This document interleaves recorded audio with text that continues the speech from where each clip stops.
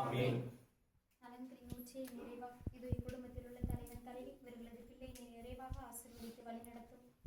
இவர்கள் மேற்கொள்கின்ற தொழிலிலே முன்னேற்றத்தையும் வளர்ச்சியும் இவர்களுக்கு தந்தரலும்.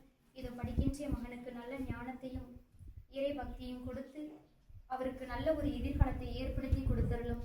பிறகு விரிக்கின்ற பிறப்பு இக்குடும்பத்திற்கு அன்பு, அமைதி, மகிழ்ச்சி, சமாதானத்தை கொண்டு வருவதாக.